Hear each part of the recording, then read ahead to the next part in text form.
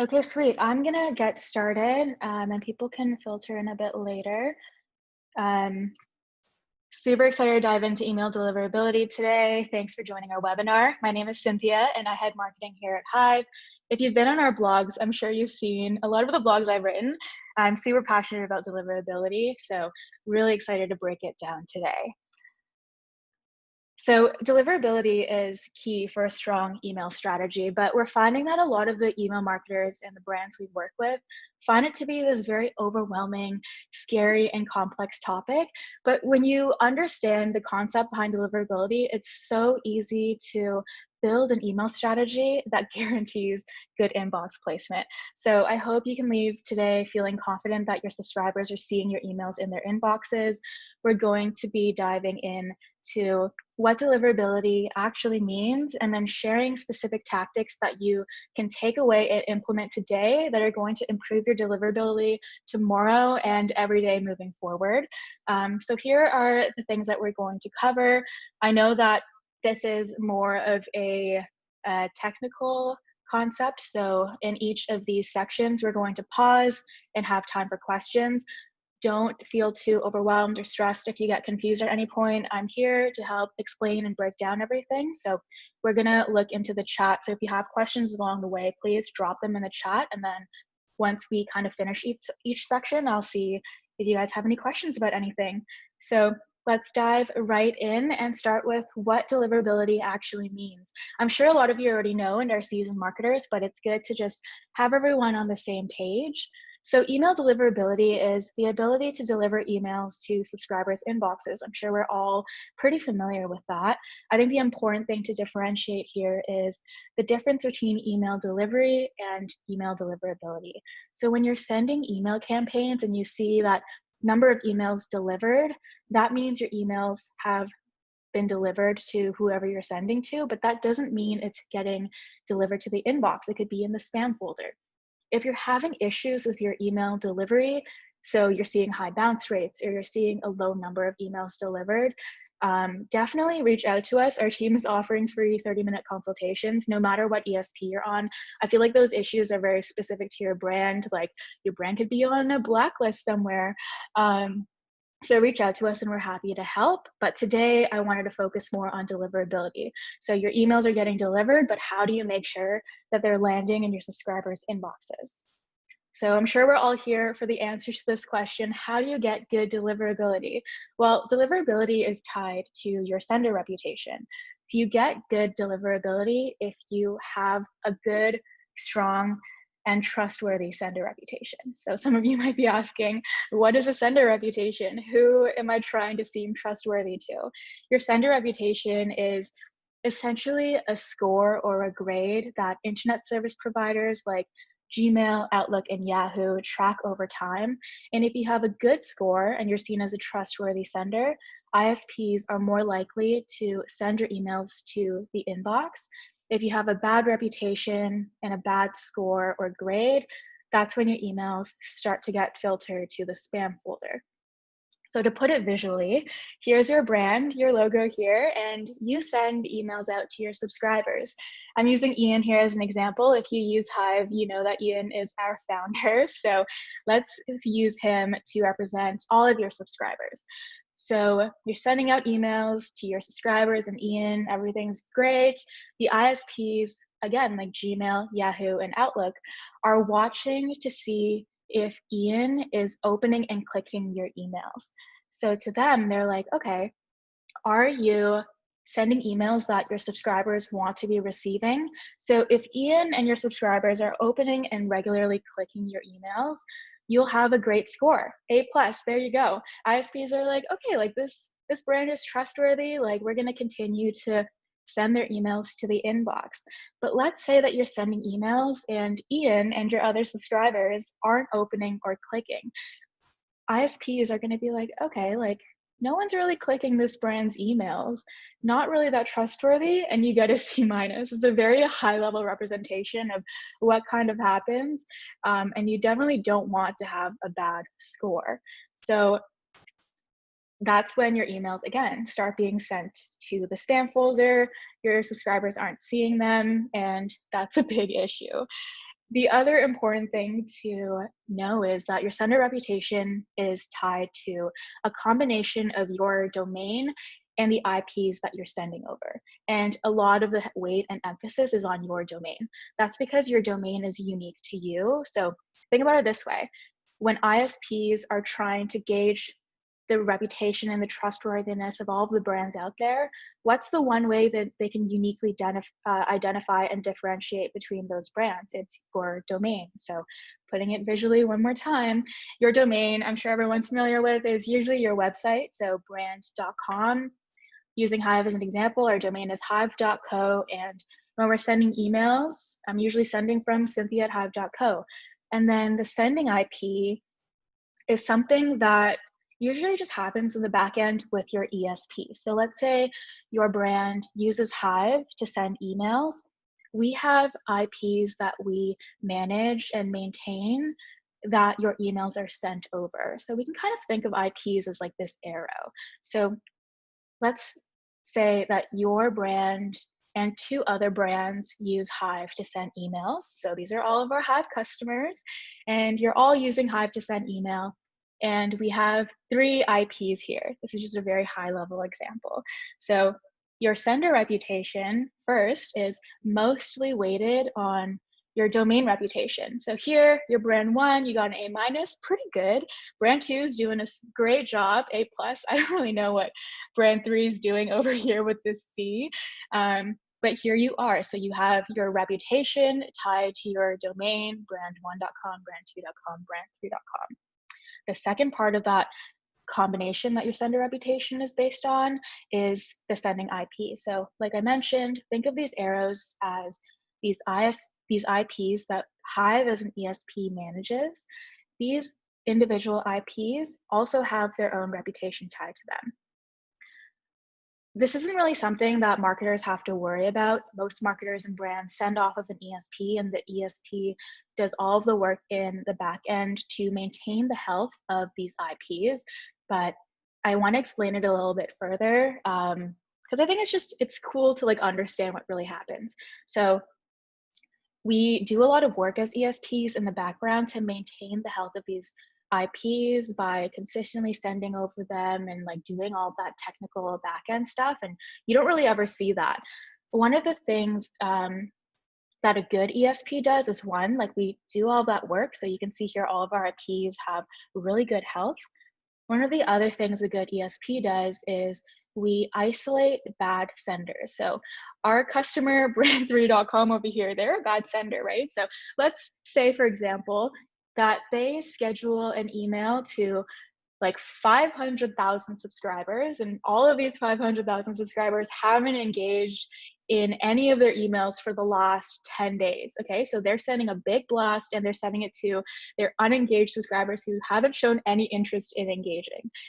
For Hive, we see that and we're like, okay, like we know that this email probably isn't going to get engaged with. And in order to protect the health of our best IPs, we'll send that email over an IP that's not one of our best IPs. So let's say like this last A- arrow. The other thing that does is it helps prevent bad sending habits of a bad sender, like brand number 3, affecting the deliverability of good senders like brand 1 and brand 2. So one of the things that we do is like an ESP, for example, is because we isolate that email send to our A- IP, we get to maintain our A+ and A IPs so that, let's say your brand with a great reputation has an email sent out, they'll be sent out on that better IP and not be hindered by this bad blast to like these 500K subscribers. Another way of kind of explaining this is, let's say you're sending out transactional emails, so shipping confirmations, order confirmations, shipping notifications, receipts, or you have automation emails going out. As an ESP that does a good job of maintaining the health of their IPs, we would send those really important emails off of our best IP because we want to make sure that you have the best chance of those emails landing in the inbox because they're important emails and people want to see them. So that's kind of another thing that a good ESP does to manage the health of these IPs. When you're using an ESP like Hive, like the term is called a shared IP pool. And what that basically means is we have these IPs that are shared across all of our customers and those who send email with Hive. It's very normal. It's not a bad thing. It's not really something you need to worry about. You definitely just want to be using a good ESP that's properly maintaining their IP health. It's something that all ESPs do. And then there's also the case where if you are a very large brand, you might want to have a dedicated IP. So that's when you choose not to use Hive's IPs to send email. You choose to go set one up. We definitely recommend against this unless you send at an extremely high volume. I feel like there's a myth about dedicated IPs because when you set up and use a dedicated IP, it's great in theory because you get to dictate the health of that IP yourself. But what it actually means is a lot of work in the background to maintain the health of that IP. So for most brands, the one important thing to note is it's great, it's fine if you're using your ESP's shared IPs to send your email. That was a mouthful. I quickly want to plug our Ultimate Guide to Email Deliverability. We explain more about shared and dedicated IPs in this guide. So if you're interested to learn more about it, we'll be sharing a link to this guide in our follow-up email after this webinar. Highly recommend reading that. Lots of value and info there. But that's essentially like everything you need to know of what your sender reputation is tied to. It's a combination of your domain reputation and the IPs that you're sending over's reputation, but it's mostly emphasized on your brand's unique domain sender reputation. So does anyone have questions or thoughts so far? I'm going to check the chat. Please feel free to ask your questions in the group chat and then I'll get to them. I'm gonna leave a few seconds if anyone has a question. I hope it did a pretty good job of explaining like what deliverability is tied to and everything. Okay, perfect. No questions so far. Hopefully that means that everyone is following along and understanding. So the next thing I want to talk about is subdomains, why you should use a subdomain. So we've covered how your sender reputation is tied to your unique domain. So when you're using subdomains, it basically gives you a separate reputation every time you have a new subdomain. And it's really important because it helps you isolate the health of your reputation away from your main domain. So let's say I don't have a subdomain set up and we send out all of our marketing emails from like hello@hive.co. I feel like a bad like email marketing mistake is going to then affect my ability to send my work emails from like Cynthia@hive.co to like Ian@hive.co. And that's something you definitely want to avoid because whenever you basically damage the reputation of your main domain, it's so hard to come back from that. And then the other thing that subdomains help you do is to ensure that your deliverability of your marketing emails don't hinder that of your transactional emails. So to put it visually, you guys know I love my visuals. Your brand is here and your domain is brand.com. So with the Hive example, that's like Cynthia@hive.co. A subdomain is essentially just adding a prefix or text before your main domain.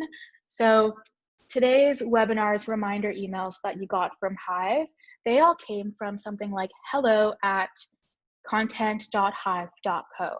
And the reason we do that is because let's say none of you open those webinar emails, and this is a very extrapolated high-level example, that bad engagement would have affected my ability to send emails from Cynthia@hive.co to like my coworkers. So this is definitely something that you want to set up.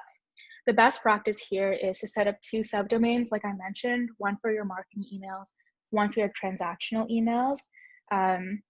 Transactional emails are definitely like the most engaged. They're the most important emails because they're, again, your like receipts, shipping notifications, order confirmations. Those should always hit their inboxes. Subscribers will tend to always open these too since they're just so important. So you should leave those on their own subdomain so that your marketing emails that typically get lower engagement than transactional emails doesn't damage the deliverability of your very important emails.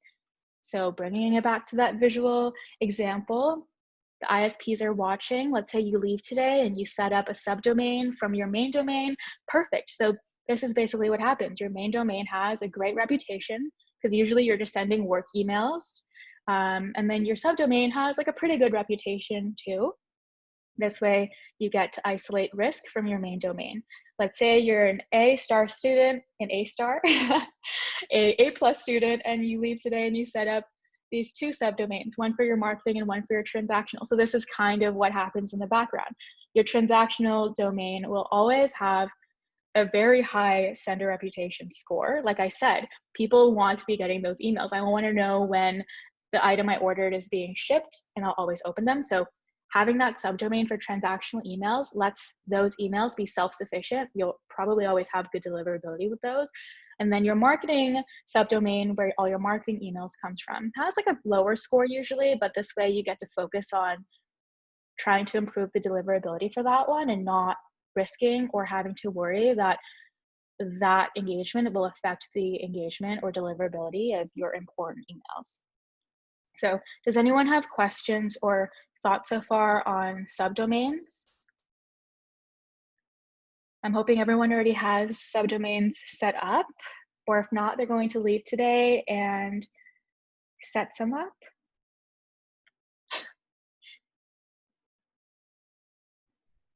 Okay, no questions in the group chat so far. We also have like a larger question period at the end of this webinar. So if you think of questions along the way, definitely drop them in there. Let's move on. So we've talked about how good deliverability essentially means you have a strong sender reputation. But how do you actually build a strong sender reputation? ISPs, again, like Gmail, Yahoo, and Outlook, are looking for trustworthy senders who send emails that subscribers open and click regularly. So to them, they're looking to see whether your subscribers want to be receiving emails from you. And a good way to think about how to build and maintain a strong sender reputation is with this formula. So you want to be sending emails that are highly engaged with on a frequent basis and at a consistent volume. This is a formula that helps make sure that you're being the most reliable and trustworthy sender at all times. I want to reiterate that your sender reputation is something tracked over time. So even if you have good deliverability at one point, that doesn't mean or guarantee you'll have good deliverability forever. It's something that you constantly have to work at and maintain. But it's not something that actually takes a lot of effort. You're going to learn through this webinar that if you have a good holistic email strategy set up, your email deliverability will probably just be good and you don't have to worry too much about it. So the reason that we have a consistent volume here is because you want to avoid any suspicious behavior. One of the most suspicious types of senders are spammers, right? So ISPs are like, okay, spammers have this habit of sending erratically like high spikes of emails because they just want to like get their email out and get clicks. So if you kind of show the same behavior as a spammer, that's when ISPs are like, oh, you're kind of suspicious. Like, are you sending spammy content? So the opposite of what spammers would do is to send at a consistent volume. And of course, you want those emails to be highly engaged with. So types of good email engagement are things like opening your emails, your subscribers clicking and responding, forwarding your emails, marking your emails as not spam. These types of engagements are also weighted differently. And I feel like that should make sense because your subscribers opening your emails, that's cool, but it takes more effort for them to click or to reply. And ISPs look for that, right? They're like, oh, does this person actually want to engage with your email? How much are they engaging with it? If you're getting all these types of engagements with your email sends, you'll probably have a really great sender score, a great grade, and a good reputation. On the flip side, these are bad types of engagement. So things like subscribers marking your emails as spam or not opening or clicking your emails. This is what you want to avoid because when this happens, that's when you get a very bad grade. And F is very aggressive, but just to highlight the story here, these are just things that you want to avoid. So so basically the key to building a strong sender reputation is, like I mentioned, having a holistic email strategy centered around consistently sending good emails your subscribers engage with. I'm going to say this so many times through this webinar, but really like that's the one thing that you should take away from this. So some tactics that you can use to improve your sender reputation is one, to make sure that you're cleaning your list and that you have a clean list. So this basically means pruning out unengaged or invalid subscribers. Emailing people who show no signs of engaging or no signs that they will engage, like let's say that subscribers haven't opened or clicked your last 10 emails, continuing to email them will only damage your reputation because they're probably not going to open or click any of your like other emails. So you definitely want to continue to clean your list and keep it clean. And that's a good segue into the next one, which is you want to be segmenting your subscribers by engagement. This helps you send your main campaigns to your most active subscribers. And then it also helps you, again, have your unengaged subscribers in a segment so that you can come up with a specific strategy or email campaign targeted to re-engaging those subscribers. So we'll talk more about how you can use welcome and Winback automations for that. Quickly want to plug Hive. We automatically bucket all of our client subscribers into these engagement levels. So you can see here the most active subscribers, new, at risk, inactive. And then we also help customers keep their list clean. So unsubscribes, invalid emails, or spam complaint, we don't actually let our clients email these people. I mean, one, it's illegal to email your unsubscribed contacts, but it's just a good way to keep your list clean. So if you're not on an ESP like Hive that automatically does this for you, like we literally built this into our email sending workflow because that's how much we care about this. It probably takes a bit more manual effort to do this in another ESP, but you definitely want to be doing this. And this is just something that you toggle at like the later stages of your email sends, and you can have more segmenting on top of this, but this is just the baseline of something every single email marketer should do, because again, you only want to be sending emails to those that you think are going to engage with your emails, right? Because that's how you build a strong sender reputation. And then, like I mentioned, you want to leverage welcome and Winback email automations to engage your new subscribers and to win back unengaged subscribers. These are so effective because they're strategically designed with the right messaging, and because they automatically trigger off of your subscribers' actions, they also send at a very specific time. We're going to talk more about automations later on in this webinar, but I wanted to talk about it here because I love them and they're so important. And the next is you always obviously want to be sending targeted and relevant campaigns. The goal, again, is to always send emails that you think your subscribers are going to open and click. So a good way of doing this is to segment your subscribers based on demographic, interest, purchase behavior. This is more tied uniquely to your brand and what you sell. If you have questions about coming up with a segmentation strategy, definitely reach out to us and we'll help you with that.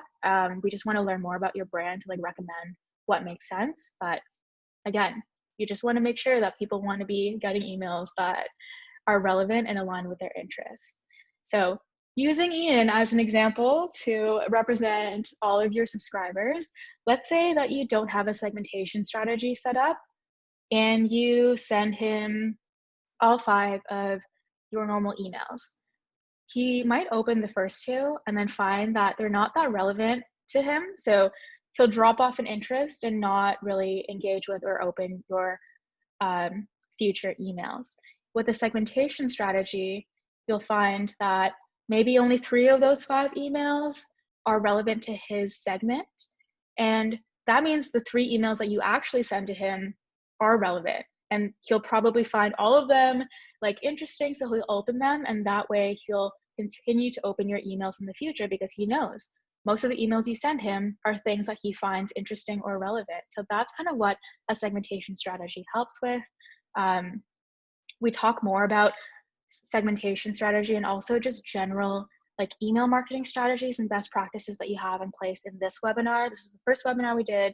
I ran that one too. It's filled with a lot of valuable and helpful content. So it's recorded, it's on our page, hive.co/webinars. We'll also include a link to this for those who want to learn more about these best practices, because it's a good way of just ensuring that the current strategy you have is the most optimized and the most holistic in order to get good engagement. So highly recommend watching that. And then next is to design your emails for engagement. So we see this become more of an afterthought, or it's overlooked by a lot of the marketers and the brands that we work with, is that you do all of these things. Let's say you have a good segmentation strategy, you have automation set up, but then the emails that you're sending are confusing or don't have clear copy or have a ton of links. So it gets really confusing for your subscribers to know like what should they be doing in your emails. So when you're designing your emails, it's so important to just have good, concise copy, a clear CTA, and also a captivating subject line. We see a lot of marketers kind of leaving subject lines to the last minute. It's really important to pay attention to what subject lines are captivating, how you can use language to really entice your subscribers, because think about your subscribers' inbox. You're fighting to get their attention amongst the other like millions, that's an exaggeration, but like all the other emails that are in their private inbox. The only way that you can really differentiate yourself is the subject line. And then of course, proving to them that you'll always send interesting and relevant emails so that when they see that it's an email from you, like they also open it. So I wanted to touch on that. And then last is managing your sending volume over time. So like I mentioned previously, consistency is key. You want to be doing things to show ISPs that you're a reliable sender and avoid suspicious behavior. So erratic sending, high spikes in volume. We're also going to be touching on smart sending later on in this webinar, but just wanted to mention it here. These are 6 really effective things that are easy to do. And if you have all of these in place and you do these things regularly with your email strategy, guarantee that you will have good deliverability. So does anyone have questions or thoughts on how to build a strong sender reputation?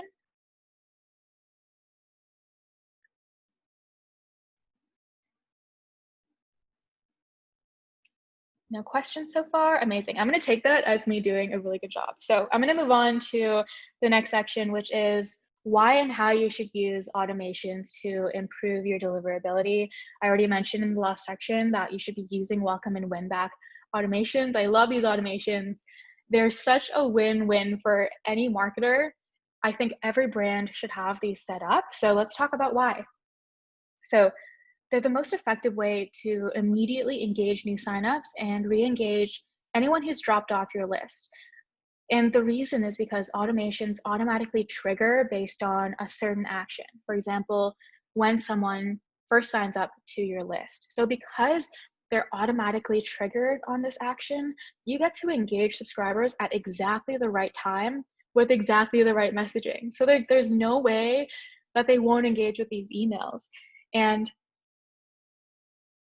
let's jump into like the welcome automation. So when a subscriber first signs up to your list, let's say that I'm on website.com and they have a sign up form. So I type in my email, I sign up for their list.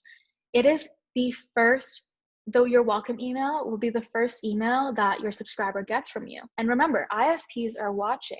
So they're looking to see, okay, like this is a new subscriber and it's the first time you're sending to them. Do they want to hear from you? That's why it's such an important and crucial time for good engagement. So like I mentioned, a welcome campaign is the first email that your new subscriber gets. The other thing to note here is that welcome automations or welcome emails get one of the highest open rates out of any promotional email. They get about an 84% open rate. So you already know like this is a good high engaging automation to set up. And the other thing is that 87% of subscribers are actually expecting a welcome email. So it's weird not to have a welcome automation set up for your customer experience. So you definitely want to have one set up. You also want to have one because it just guarantees good engagement and it helps with your sender reputation right off the bat, especially because this is a new relationship between you as a sender and this new subscriber. There are a few tips though when you're setting up a welcome automation that can help you drive more engagement. So the first one is to use a confirm subscription button in that email. A lot of brands will set up a welcome automation and their first CTA is typically a shop now or visit a website or visit their website, which is great. But if you replace that CTA copy from shop now to confirm subscription, you can still link to your website, but that copy just psychologically gets subscribers to think, oh, okay, I need to click this button. And that way you ensure more clicks right off the bat. Like when we shared those good types of email engagement, they're all ranked differently, right? So you want to encourage more than just an open on your email. Clicks are definitely better and a good signal for ISPs. That's a good segue into our second tip, where email replies are even better. So someone could click through your email, but if they respond, that's an even better signal to ISPs that they're really engaging with your email. So consider posing a question in your welcome email. You can ask subscribers to reply with their preferences or feedback. I wrote this blog on the #1 hack to amazing email deliverability, which is essentially turning your welcome automation into a contest. So one of our customers actually had this brilliant idea, and we saw an amazing lift in their deliverability and their engagement. They basically made their welcome automation into a contest, and they got their subscribers to respond with their favorite ice cream flavor in order to be entered into the contest. That's definitely unique to their brand, unless all brands can just ask the subscribers what their favorite ice cream flavor is. But that's a really good example of how you can just drive high engagement right off the bat. So we'll link to this blog in our follow-up email too. Highly recommend reading it. That's just like one of the best tips that we have, and we've seen such a increase in performance when our clients kind of set it up this way. And then diving into the Winback automation, this is a great way to engage or re-engage your subscribers who kind of dropped off in interest. So about 66% of your list right now is probably inactive, and that's normal. It's normal for subscribers to lose interest over time and to churn. We have very short attention spans as customers, but the one big mistake that we see so many brands continuing to do is that they'll keep emailing these subscribers who haven't engaged in a while. And that boggles my mind, because I'm like, okay, let's say that like the set of subscribers hasn't opened or clicked your last 10 emails. Why do you think your next email that's the same as your last 10 emails, like what about this email is going to get them to change their mind and randomly open your email? It usually doesn't happen. The chances that your unengaged subscribers are going to open another email from you when they haven't shown any signs of engaging for a while is very slim. So you want to be segmenting them into an inactive subscribers segment and using a Winback automation to strategically re-engage them. And this usually just boils down to relevant copy like, oh, we miss you, or you still want to be on this list. Because remember, this is also triggering on when they haven't engaged in a while. So it's relevant to like what their behavior has been with your brand.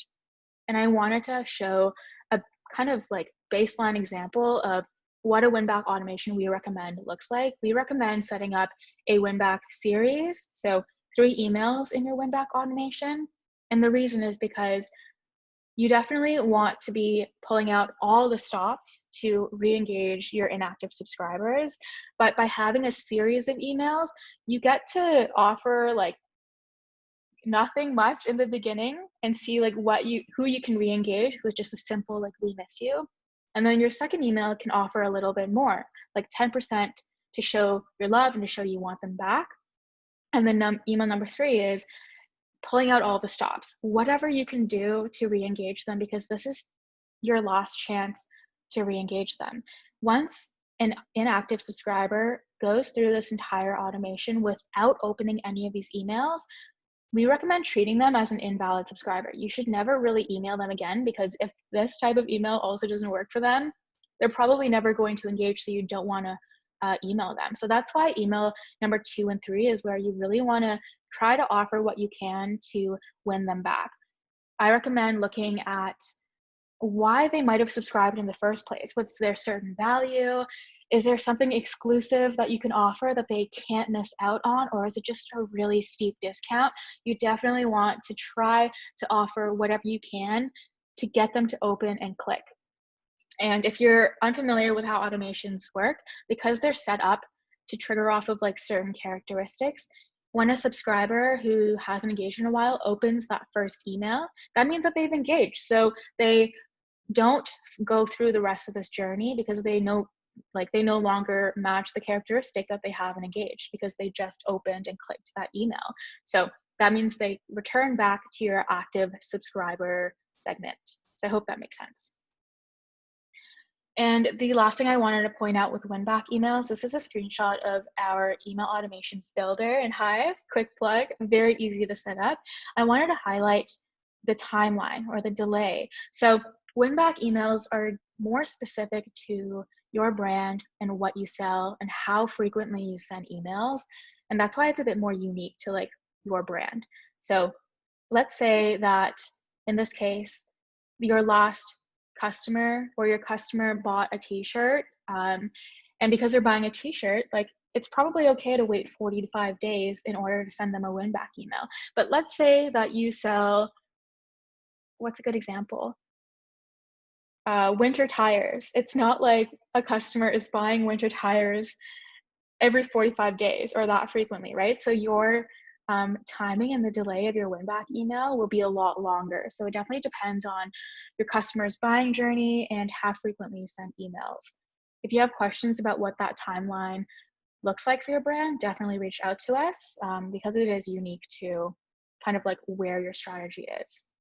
So does anyone have questions or thoughts so far on how to use automations to improve deliverability? Gonna look at the chats. Give it a few seconds.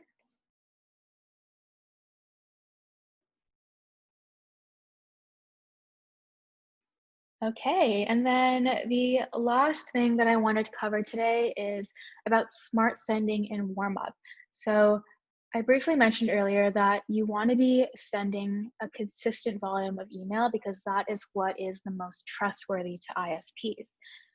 So to reiterate, ISPs like Gmail are on the lookout for suspicious behavior, like erratic spikes in sending volume, and that's why it's important to send at a consistent volume daily. So to use an example, let's say that you send a newsletter to 800,000 subscribers weekly.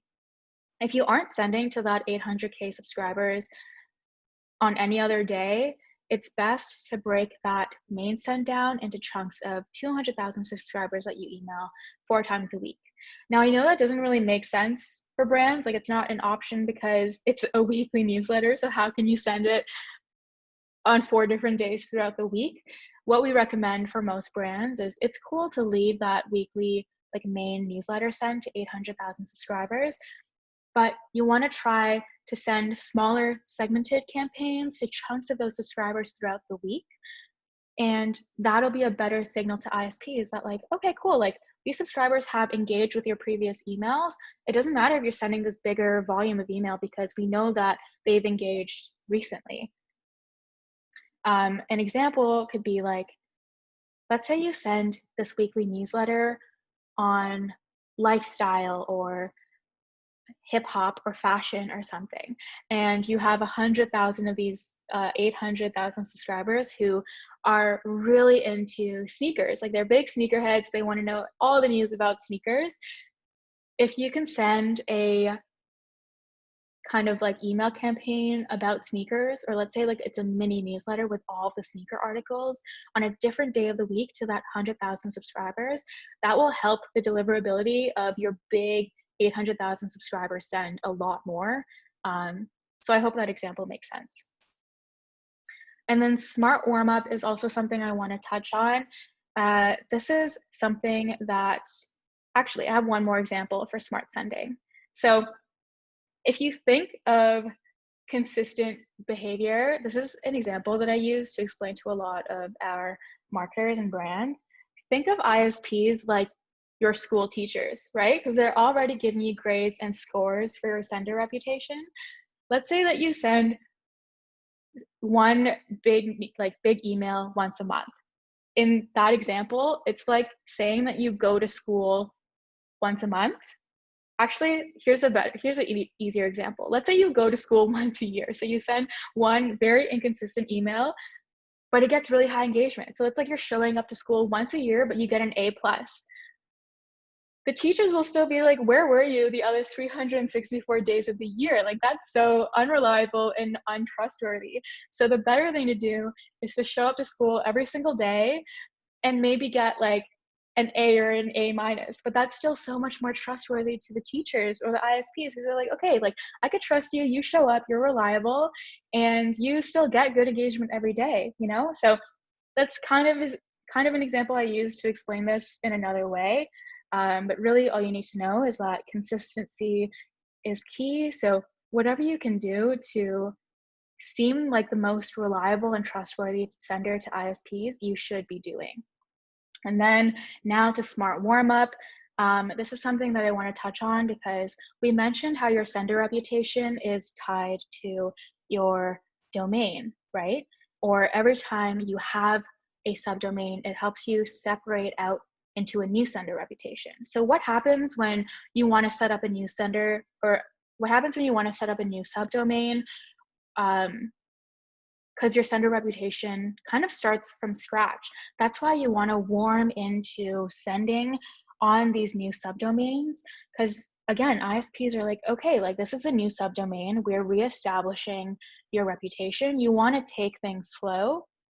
That's why we recommend your first send on a new subdomain to be to 2,000 to 5,000 of your most engaged subscribers. And as you kind of grow that number of contacts that you're sending to, you'll continue to email your most engaged subscribers in the beginning, because that's your first chance to show ISPs that they should trust you. And then to quickly touch on if you're sending off of a new IP, this doesn't really happen for most marketers. In most cases, it's usually when you switch to a new ESP. So let's say that you were on MailChimp, so you had your domain reputation and the reputation of the IPs that MailChimp managed, but you switched to Hive, which is amazing. So now you have your domain reputation, but you're sending off of Hive's IPs. So that sender reputation combination is a little bit different. That's why when you're switching to a new ISP, you'll see a bit lower deliverability in the beginning, and that's completely normal. It's not something to be worried about. Usually when you're switching, it's because you want better features or better support, which you get when you switch to Hive. When you're switching, and you're switching to a better ESP, for example, like Hive, we're here to help you get good deliverability in the long run because we care. So your deliverability will usually increase because you're going to do things right. So don't worry too much when you're switching ESPs about deliverability. It'll come back to normal pretty quickly, or you'll have an even better chance of kind of starting it off on like a really good grade off the bat, and that'll make it easier for you to maintain that strong sender reputation overall. So here is an example of a basic warm-up schedule. Let's say you leave today and you set up a new subdomain. Your first send, like I mentioned, will be around 2,500 contacts, and these are your most engaged subscribers, okay? They're like your biggest fans, they engage with everything, and then you double that for your second send, and then you double again for your third send, so on and so forth. After you reach about 20,000 contacts, that's when you can start ramping a bit faster. So you can switch to 1.5 times what your previous send was. So that could be, 35,000 on your fifth send and 60,000 on your second send. And as you kind of increase, you start sending to a little bit less engaged subscribers, but you definitely want to send to your most engaged subscribers first, because again, you're proving to ISPs that they should trust you. You know, I love my examples. So the last example I want to share, it's a kind of as an analogy to this. Think of ISPs and your subscribers and you as like a family, okay? So the ISPs are the parents and your subscribers are like their sons and daughters, and you're here trying to, what's a good example? Be in a relationship with them, okay? You're trying to woo them. The ISPs and the parents are like, who are you? We don't trust you. Like, you got to prove to the ISPs that they can trust you.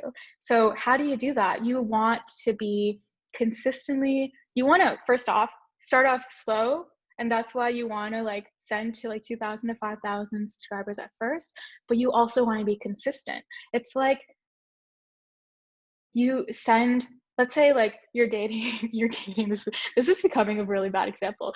Let's say you're like texting your subscribers, so like the ISP's daughters and sons, like every day you're going on frequent dates, even though they're smaller, but they're good, that's so much more reliable and trustworthy and shows good engagement than if you like texted them once a month and didn't really have any other activity, or you weren't really anywhere to be found. Like that is super suspicious. So you want to be thinking of your relationship to each of your subscribers as something that you want to keep really engaged, because you want them to be happy, and ISPs are looking to make sure that you're doing that on a consistent basis. So I hope that makes sense.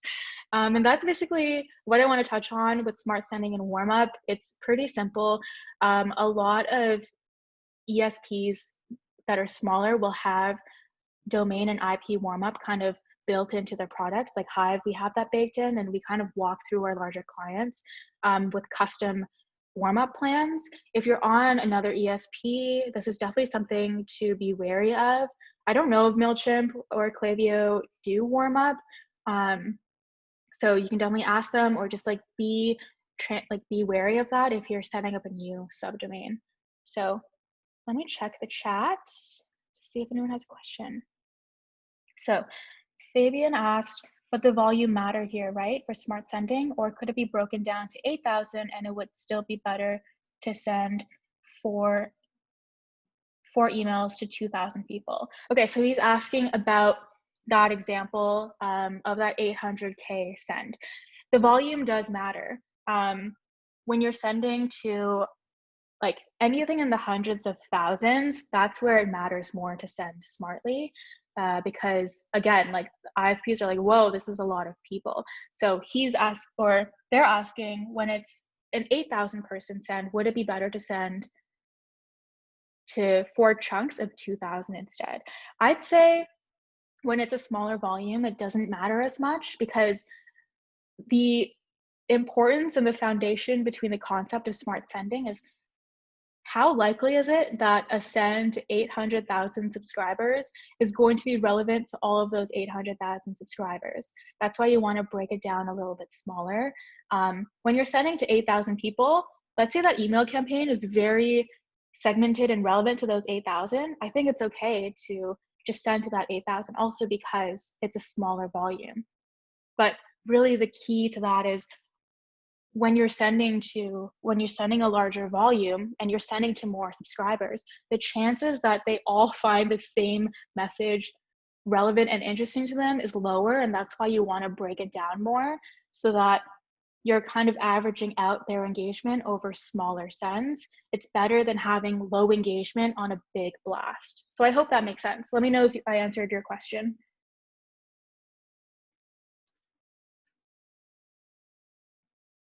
And if anyone else has other questions, please feel free. Amazing. I'm glad that was helpful. We'll have a final question period at the end. So if you have any other questions so far, please drop them in the group chat, but I'm going to move on. So the one key takeaway from this whole webinar that I hope you leave with is that the key to healthy deliverability is really simple. It's to frequently send good emails to people who engage with them. Bringing Ian back as an example of your subscribers. If your email strategy is sending emails to Ian and your subscribers that he consistently opens and engages with, that means that your future emails to Ian and the rest of your subscribers will continue to be placed in his inbox, because ISPs are like, okay, like Ian wants to be seeing your emails, so of course they're going to be sending and placing your emails in the inbox. So I hope that makes sense. Let me check. Oh, well, I want to quickly plug again. I mentioned this throughout this webinar.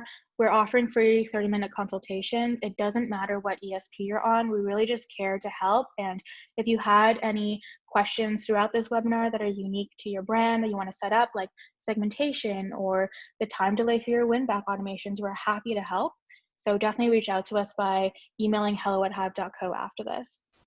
And this is our final question period. Thank you all for sitting through this webinar. I hope this helped. I saw another question pop up in the chat. Okay, amazing. It was just Fabian again being like, thank you for that.